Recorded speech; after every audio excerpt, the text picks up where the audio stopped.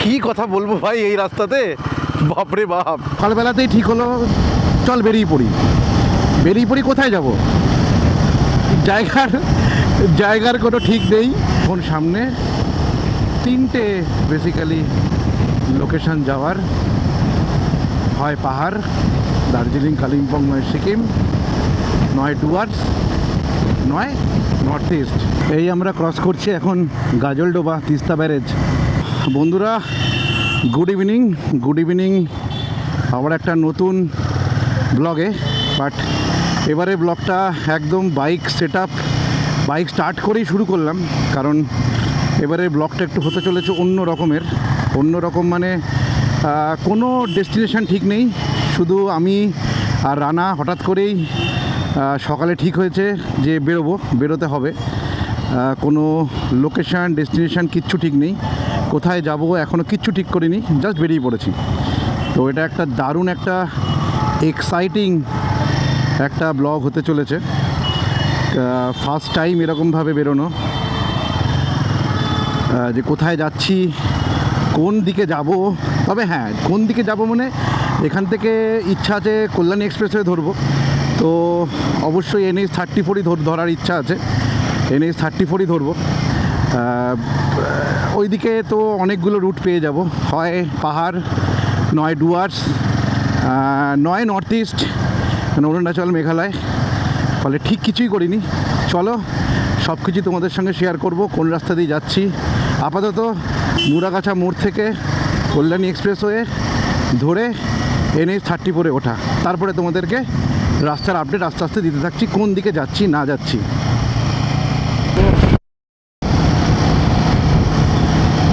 তো তখন যেটা বলছিলাম, আমরা অলরেডি কল্যাণী এক্সপ্রেসওয়ে ধরে নিয়েছি।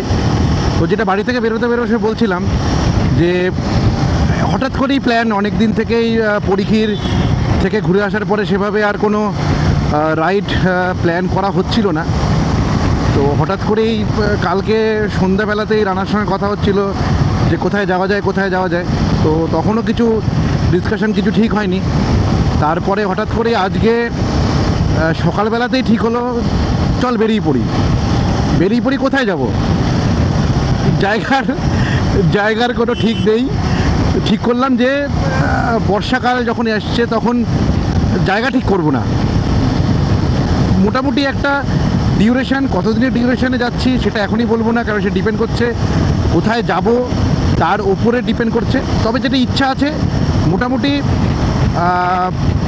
1.5 থেকে 2,000 কিলোমিটারের একটা রাইড হতে চলেছে, একটা ভালো রাইড হতে চলেছে, দারুণ এক্সাইটিং রাইড। লোকেশান আমিও বলতে পারছি না যে কোন লোকেশানে আমরা থাকবো। তো চলো, সবটাই একটা সারপ্রাইজ, তোমাদের জন্য সারপ্রাইজ, আমার নিজের জন্য সারপ্রাইজ। তো বলা যেতে পারে যে ফার্স্ট টাইম, যতদিন ধরে বাইক চালাচ্ছি বা রাইড করছি, ফার্স্ট টাইম এরকম একটা প্ল্যানে বেরোলাম যেখানে কোনো ডেস্টিনেশন ঠিক নেই। 33 কিলোমিটার বাড়ি থেকে চলে এলাম, এসে কাপা মোড় থেকে কাপা মোড়ের নতুন ব্রিজ সেটা আমরা ধরে নিলাম। তো এখনও পর্যন্ত সামান্যই এসছি, যদিও মাত্র 33 কিলোমিটার, কিন্তু দারুণ, এখনও পর্যন্ত দুর্দান্ত, এবং মনের মধ্যে তো একটা আলাদা এক্সাইটমেন্ট আছেই যে কোথায় যাবো। এখনও আমি আর রানা এখনও ইন্টারকমে কথা বলছি যে কোথায় যাওয়া যায়। তবে এখনও আমরা ঠিক করিনি যে কোথায় যাব, এখনও আমরা ঠিক করেছি যেতে লাগি, তারপরে অবস্থা বুঝে ব্যবস্থা নেব। পর এরমভাবে একটা রাইড, একটা ধোঁয়াধার ঘামাসান একটা রাইড হবে। আশা করি তোমাদের সবার ভালো লাগবে, তোমরা এনজয় করবে, কারণ আমাদের কোনো ডেস্টিনেশন নেই।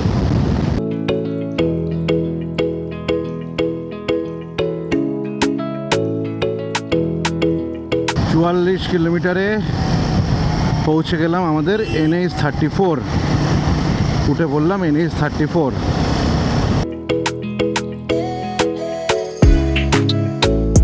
আনপ্ল্যান্ড জার্নি এরকম তোমরা কখনো করেছো কি না অবশ্যই কমেন্টসে জানিও।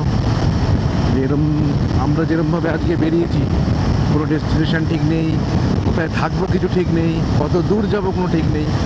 এরমভাবে তোমরা কোনো দিন কোনো প্ল্যান করেছো কি না, থাকলে অবশ্যই জানিও।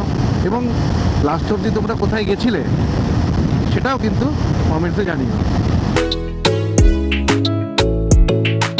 রাইডের উত্তেজনা কি সাংঘাতিক জিনিস। লাইফে প্রথমবার 1.5 ঘন্টারও কম টাইমে 100 কিলোমিটার এবং বাড়ি থেকে কৃষ্ণনগর ক্রস করলাম মাত্র 1 ঘন্টা 20 মিনিটের মধ্যে।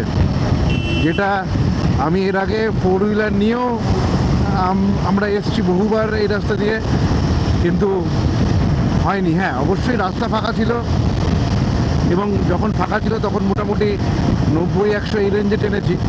সবচেয়ে বড় কথা হচ্ছে আমরা নন স্টপ এসেছি। অন্যান্যবার যেখানে আমরা ব্রেক দিই, এবার আমরা কোনো ব্রেকই দিইনি, 100 কিলোমিটার টানা নন স্টপ। কারণটা হচ্ছে দুজনের মধ্যেই, আমাদের দুজনের মধ্যেই এতটা আমরা মানে এক্সাইটেড, মানে এখনও অবধি আমরা ঠিক করতে পারিনি যে আমরা কোথায় যাব। কন্টিনিউয়াসলি আমাদের দুজনের মধ্যে ইন্টারকমে কথা হয়ে যাচ্ছে। এই শঙ্কর মিষ্টান্ন বেরিয়ে গেল, মানে কন্টিনিউয়াসলি আমাদের দুজনের মধ্যে ডিসকাশন চলছে যে কোথায় যাওয়া যায়, এখানে যাব, ওখানে যাব, সেইখানে যাব।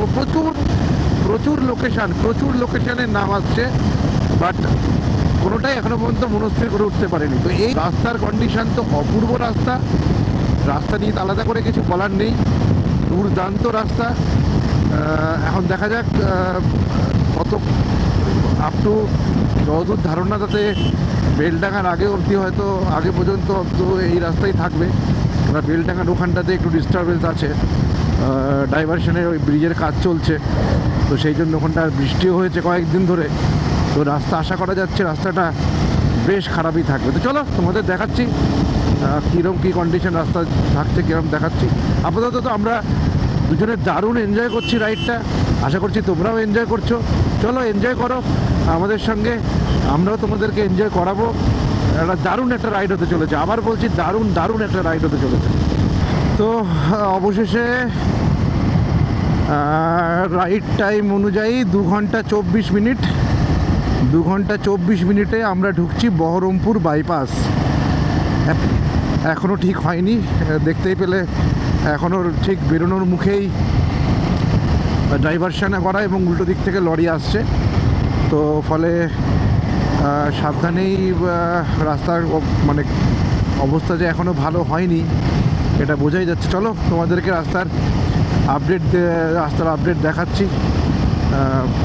তোমরা যারা রিসেন্ট টাইমে প্ল্যান করছো আসার, অবশ্যই বহরমপুর বাইপাসটা একটু সাবধানে এসো, সাবধানে চালিও, কেননা সত্যি খুব অবস্থা খারাপ রাস্তাটার, যেটুকু আপডেট আছে। বাকিটা ভিডিওতে দেখাচ্ছি তোমাদেরকে কতটা খারাপ। বাট জানি না এই রাস্তাটা কবে ঠিক হবে। বাকি সব জায়গায় তো এতক্ষণ অবধি তো দুর্দান্ত রাস্তায় এলাম, দারুণ রাস্তাতে এলাম, খুব সুন্দর। 2.5 ঘন্টাও পুরো হয়নি আমাদের, 185 কিলোমিটার আমরা চলে এসেছি 2.5 ঘন্টার মধ্যে। 2.5 ঘন্টার একটু আগে, এইটাই 2.5 ঘন্টায় যদি ধরা যায়, 2.5 ঘন্টায় 185 কিলোমিটার যথেষ্ট ভালো। তো যেমন ডান দিকটা টোটালি বন্ধ, এদিকে আরম্ভ হয়ে গেল গাড্ডা। রাস্তার অবস্থা খুবই খারাপ, ডাইভারশন করা আছে, গাড়িকে ঘুরিয়ে দিচ্ছে। বাপ রে বাপ, সামনে কতগুলো, এটা কি, ওটা ড্রাইভার মানে বাপ রে বাপ।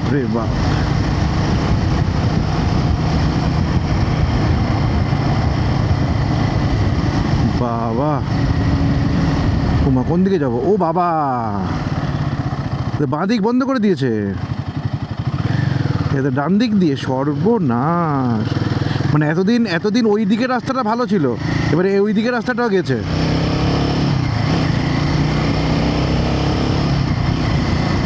হায় হায় হায়, এবার কোন দিন বহরমপুর বাইপাস বন্ধই না করে দেয়, আবার ভেতর দিয়ে চালু করে দেবে।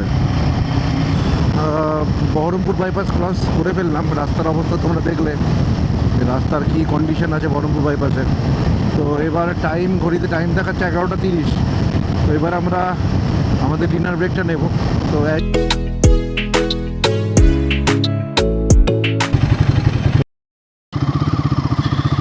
তো তো চার চাকাদের সাংঘাতিক ভিড়। চলো বাইকের পার্কিংয়ের জায়গায় রাখি, তোমাদেরকে দেখাই। আপাতত এখানে রাখি বাইকটা সাইড করে। ব্যাস, আমাদের পাপ্পুদা ধাবাতে আমাদের ডিনার কমপ্লিট। ডিনারে আমরা নিয়েছিলাম রুটি আর চিকেন কষা। বিল হয়েছে হলো 296 টাকা হলো। আড়াই ঘন্টাতে আড়াই পৌনে 3 ঘন্টা মতো টাইমে আমরা 200 কিলোমিটার কমপ্লিট করেছি। তো এখনও পর্যন্ত তো দুর্দান্ত রাস্তা পেয়েছি, তার জন্য ভালোভাবে টানতেও পেরেছি।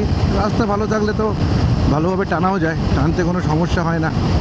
তো চলো নেক্সট স্টপ কোথায় দেবো জানাচ্ছি তোমাদের। রাস্তার আপডেট অ্যাজ সাচ সেরকম ইম্পর্টেন্ট কিছু নেই, যথেষ্ট ভালো রাস্তা এবং সেরকম কোনো পটলস বা মেজর ড্যামেজ একমাত্র বহরমপুর বাইপাস ছাড়া সেরকমভাবে আর কোথাও পাইনি। তো চলো।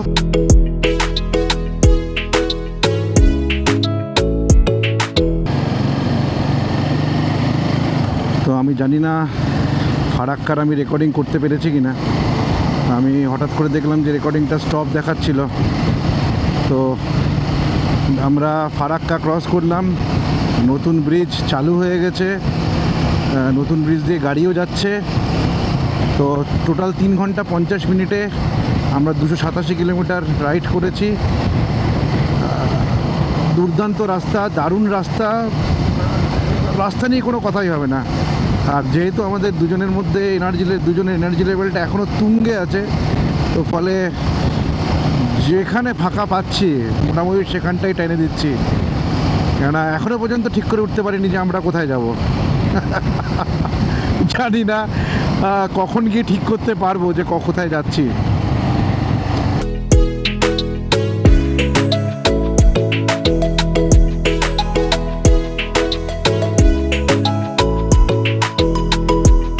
তো এখন আমরা আছি ডালখোলা বাইপাস। তো আসছিলাম খুব সুন্দর, দারুণ আসছিলাম, কিন্তু হঠাৎ করে আরম্ভ হলো প্রচণ্ড বৃষ্টি। তো এখন একটা পেট্রোল পাম্প পেয়ে সেখানে এখন আপাতত দাঁড়িয়েছি, এখন ওয়েট করা যখন বৃষ্টি কমে। যদিও রেনকোট আছে তবুও ইচ্ছা করলো না রেনকোট পরে চালাতে, মানে এত হাতে টাইমও আছে। আমরা অনেকটাই বিফোর টাইমে আমরা ডালখোলা পৌঁছে গেছি। তো ফলে শুধু রিস্ক ভাবলাম যে রিস্ক নিয়ে লাভ নেই। তো ওই জন্য এখন আপাতত এখানে দাঁড়িয়ে আছি। তো বাইকও সব এখানে সেফলি পার্ক করা আছে, এখন ওয়েট করি বৃষ্টি কমার, তারপরে আবার স্টার্ট করি। তো যেরকম তোমাদেরকে দেখালাম যে আমরা ডালখোলা বাইপাসের একটা পেট্রোল পাম্পে বৃষ্টির জন্য দাঁড়িয়ে গেছিলাম। তো প্রচণ্ড বৃষ্টি হচ্ছিল, ওই জন্য আমরা আর রেনকোট পরে রাইড করার রিস্কটা নিইনি। তা তোমরা জানো যে রেনকোট পরা থাকলেও হয়তো গা মাথা হয়তো বেঁচে যায়, কিন্তু হেলমেটের কাছে যেভাবে জল আসে তখন তার মধ্যে রাইড করাটা একটু মুশকিলই হয়ে যায়। তো শুধু রিস্ক নিয়ে কী লাভ, রিস্ক নিয়ে রাইড করার জন্য তো আসিনি, রিল্যাক্সে রাইড করবো তাই জন্যই এসেছি, কোনো তাড়াহুড়ো নেই। তো চলো আবার আমরা স্টার্ট করলাম।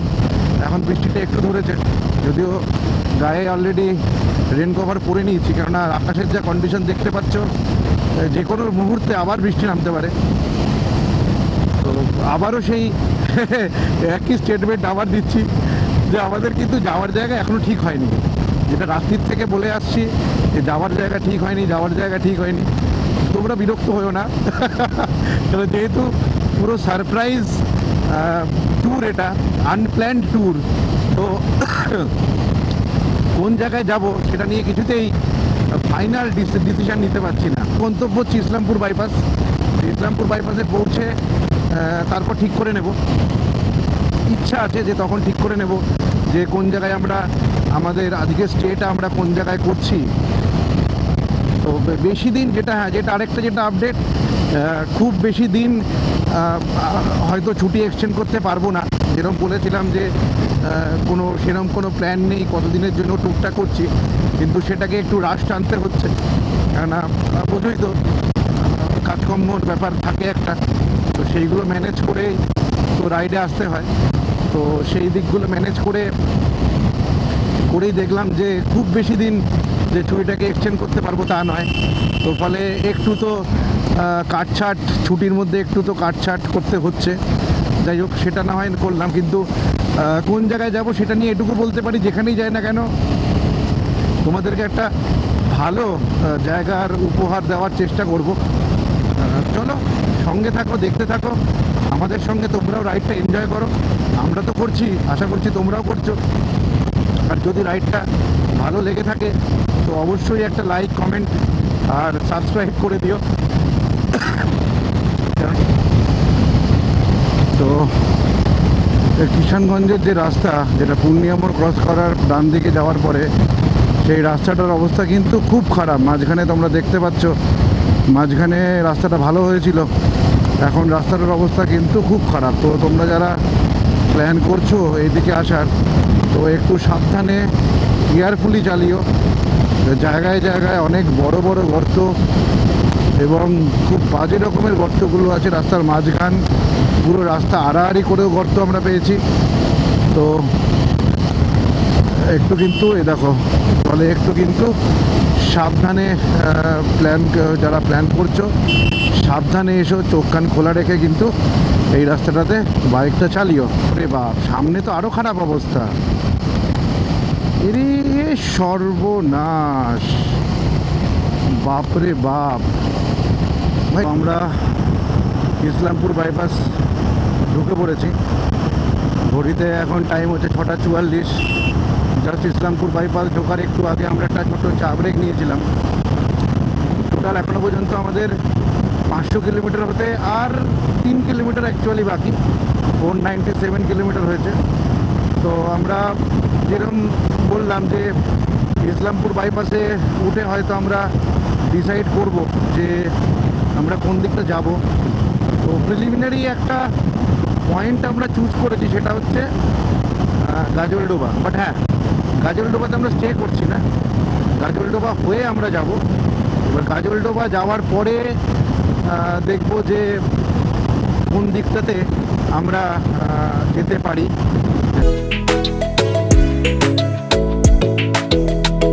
আমরা নিয়ে নিলাম হচ্ছে ফুলবাড়ি বাইপাস রোড।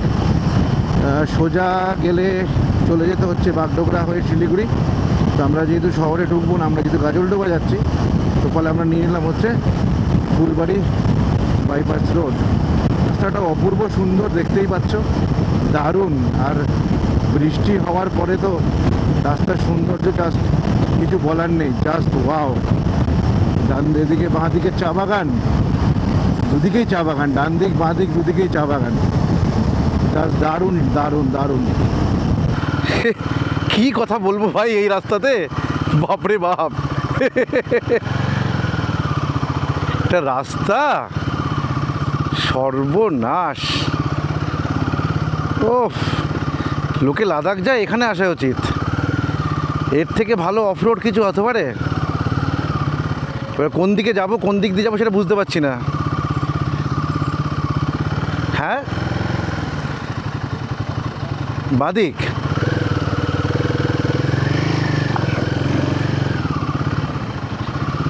সর্বনাশ। হ্যাঁ তাই তো মনে হচ্ছে, তো করোনেশন দিয়ে গেলে বেশি ভালো হতো। হ্যাঁ হ্যাঁ হ্যাঁ, করোনেশন হয়ে যাব। রে বাবা রে বাবা,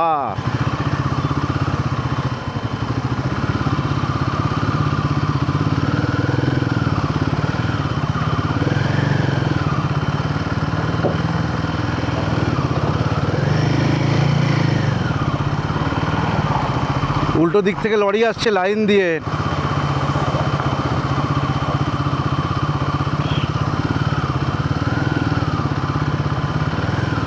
ঢুকে পড়েছি আমরা তিস্তা গাজলডোবা ক্যানেল রোড।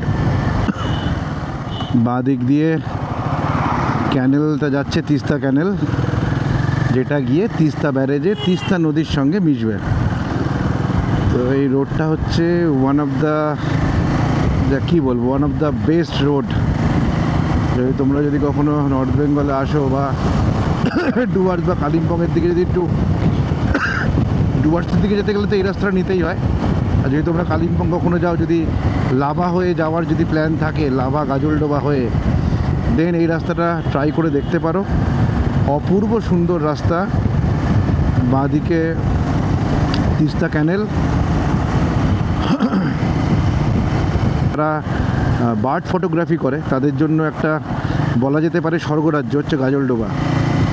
শীতকালে এখানে প্রচুর মানে খুব রেয়ার মাইগ্রেটরি স্পিসিস এখানে আসে এবং রীতিমতো শীতকালটা এখানে হয়ে যায় হচ্ছে ফটোগ্রাফারদের পুরো স্বর্গরাজ্য হয়ে যায় হচ্ছে গাজলডোবা।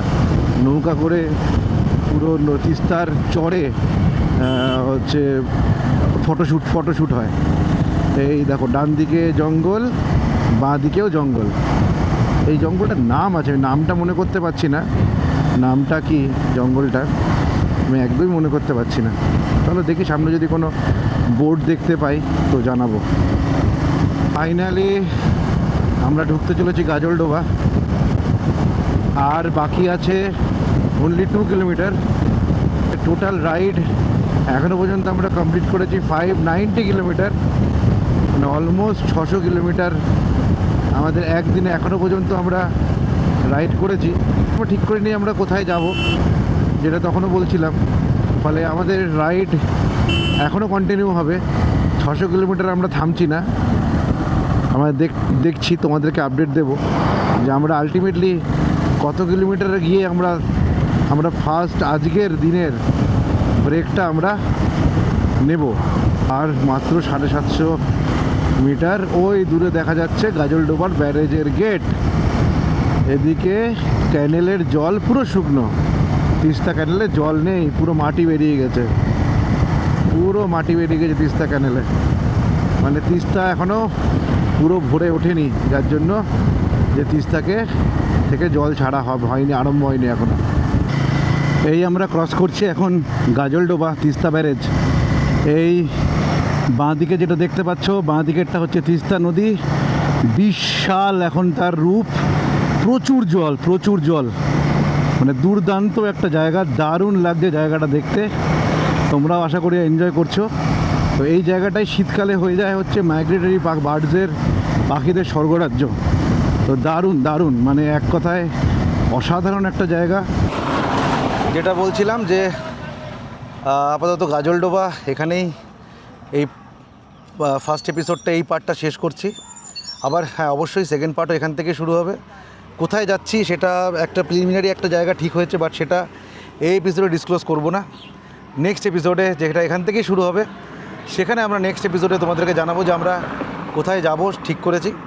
তো জায়গাটা ভালো, গিয়ে তোমাদেরকে দেখাবো যে কীরকম কোথায় থাকছি, জায়গাটা কেমন। তো চলো দেখতে থাকো। আর যদি ভালো লেগে থাকে, কালকে রাত্রির থেকে আজকে সকাল অবধি জার্নি যেটা দেখালাম, যদি ভালো লেগে থাকে তো অবশ্যই একটা লাইক, কমেন্ট আর সাবস্ক্রাইব করে দিও। চলো টাটা, টেক কেয়ার, বাই। আর নেক্সট এপিসোড আবার এখান থেকেই শুরু হবে।